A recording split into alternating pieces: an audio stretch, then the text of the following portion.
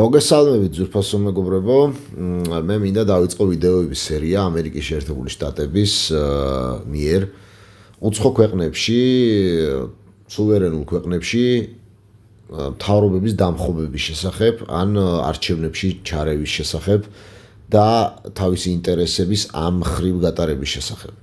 რადგან აქტუალურია დღეს ვენესუელას პრობლემა, იმიტომ რომ ამ ვიდეოს ჩაწერის მომენტისთვის ამერიკის შეერთებული შტატები აპირებს ძალიან მალე უკვე, ასე ვთქვათ, ვენესუელაზე ალბათ საჰაერო დარტყმას, რადგან უნდა რომ ნავთობი, ასე ვთქვათ, რომელიც მოგეხსენებათ ვენესუელა გახლავთ ყველაზე მდიდარი ქვეყანა მსოფლიოში ნავთობის მარაგების მიხედვით, ეს დაპირისპირება არ არის რაღაც ახალი ვენესუელასთან რა.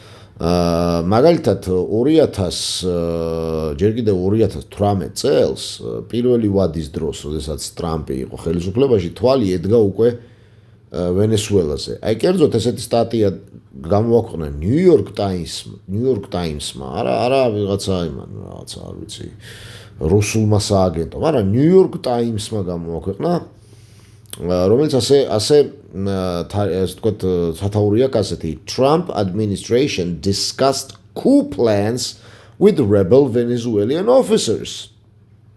ანუ ტრამპის ადმინისტრაციამ განიხილა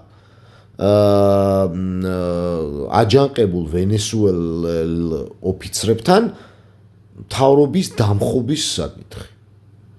ბიჭო, თავრობის დამხობა როგორ გავაკეთო თუ პირდაპირ კაცო ტრამპმა განიხილა. რას წერს New York Times-ი? ვენესუელაში სახელმწიფო გადატრიალების დამგეგმარებებთან საიდუმლო არხის დამყარება ვაშინგტონისთვის დიდი რისკი იყო. ანუ დამყარაო. წარმოიდგინეთ, ვენესუელის თავრობის დასამხობად ვაშინგტონმა პირდაპირ წერს New York Times-ი, რომ დაამყარა საიდუმლო არხი. მაგრამ ეს რისკი იყო გათვალისწინებით მისი ხანგრძლივი ისტორიისა ფარული ინტერვენციებით ლათინურ ამერიკაში. ანუ რისკი იმაში მდგომარეობდა, რომ ეს ისტორიული მოვლენა მისთვის ნორმალური იყო და კიდე ამას რო აგრძელებსო, ესო რისკიაო. ვაგრძელებთ New York Times-ის კორესპონდენტების მას კითხვას. რეგიონში მრავალი ჯერ კიდევ ღრმად აღშფოთებულია შეერთებული შტატების წინა აჯანყებების, გადატრიალებების, შეთქმულებების მხარდაჭერის გამო. აი შეთქმულებების თეორიების ხო არ გჯერათ? აი New York Times-ი წერს. როგორიცაა კუბა, ისეთ ქვეყნებში, როგორიცაა კუბა, ნიკარაგუა, ბრაზილია და ჩილე.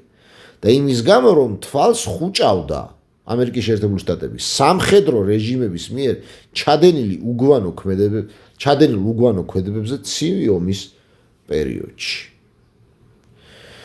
მეგობრებო, 2002 წელს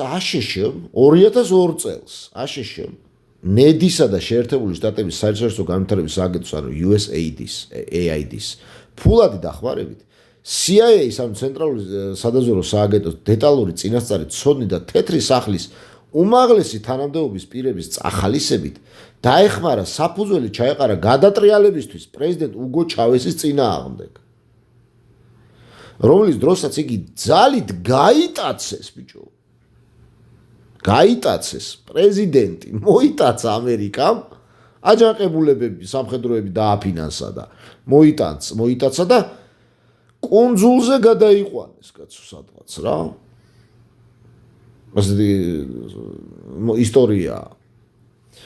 აშშ ასევე იყო ერთ-ერთი იმ რამოდენიმე ქვეყანას შორის, რომელმაც სწრაფად და უპირობად აღიარა რევოლუციური ეს მთავრობა, რომელიც უგო ჩავესის ჩამოგდების მერე მოვიდა, რომელიც არ დაკარგა დრო და გამოაცხადა ბათილად ხალხის მიერ შექმნილი კონსტიტუცია, გაათავისუფლა გენერალური პროკურორი და დაითხოვა უზენაესი სასამართლო და დემოკრატიულად არჩეული ეროვნული ასამბლეა. და ეს ყველაფერი ამერიკის შეერთებული შტატების დაფინანსებით განხორციელდა. გარდიანი გვატყობინებს ამას. გარდიანს ვკითხულობთ, მეგობრებო. იქ ხო New York Times-ი წავიკითხეთ, ეხლა გარდიანს ვკითხულობთ. რაღაცა ის არ გეგონოთ, რუსკი მირი არ წერს ამას რა. მიუხედავად იმისა, რომ გადატრიალება მოკლევადიანი იყო, ხალხმა ჩავესი ხელისუფლებაში დააბრუნა. ანუ როგორ უნდოდა ხალხს ჩავესი, როგორი ასე ვთქვათ პოპულარობით სარგებლობდა რომ ხალხმა დააბრუნა მალევე ჩავესი ანუ გაანთავისუფლა იმითა რა ვიცი რაღაცა ხერხებით და აღდგომის კვირა დღეს დააბრუნა აშშ-მ გამოავლინა თავისი ნამდვილი სახე სრული უპატივცემულობა სხვა სუვერენული ქვეყნის დემოკრატიული პროცესების მიმართ აშშ-ს უცხოურ ჩარევის ინტერვენციის და შემოჭრის კონკრეტული შემთხვევების განხილვისას კრიტიკულად მნიშვნელოვანია გავაცნობიეროთ, რომ არც ერთი მათგანი არ იყო რაღაც ანომალია. პირიქით, ისინი იყვნენ და კვლავაც არიან შეერთებული შტატების თანმიმდევრული უწყვეტ და ურყევი პოლიტიკის განუყოფელი ნაწილი, რომელიც კოლონიურ დროებიდან იღებს სათავეს და მტკიცედ ემყარება იდეოლოგიურ რწმენის სისტემას, რომელსაც რელიგიური რწმენის დონეს აღწევს. ამ რწმენას სახელიც კი აქვს. ეს არის ასეთი ტერმინი manifest destiny, გამოცხადებული ბედი. წმენა იმისა, რომ შეერთებული შტატების გაფართოება ატლანტიკიდან ჩრდილოეთ ამერიკის წყნარ ოკეანემდე და მის მიღმა არა მხოლოდ გარდაუვალი იყო და არის, არამედ ღვთისგან მინიჭებული მორალური უფლებაა.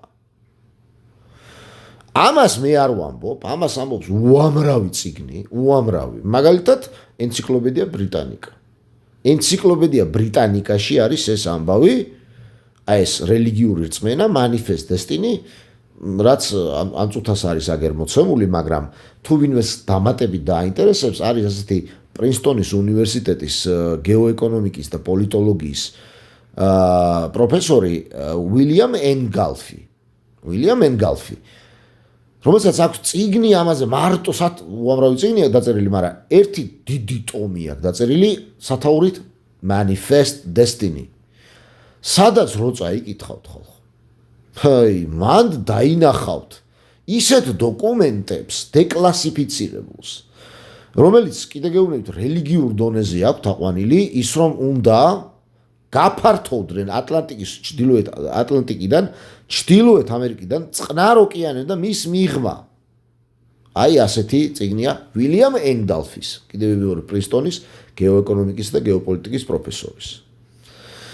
ასე რომ გაეცანით მეგობრებო, ამ ვიდეოთი ჩვენ ვიწყებთ განხილვას ამერიკის შეერთებული შტატების ინტერვენციების და მთავრობების გადაყენებების ან არჩევნებისში გაყალბებების სხვა ქვეყნებში.